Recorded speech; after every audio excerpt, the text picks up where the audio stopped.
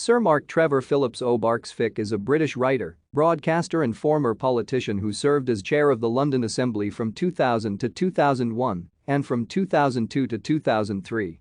He has been the presenter of Trevor Phillips on Sunday, a Sunday morning talk show on Sky News, since May 2021. Phillips was appointed head of the Commission for Racial Equality by Prime Minister Tony Blair in 2003 and was the chairman of its successor, the Equality and Human Rights Commission, from 2007 to 2012.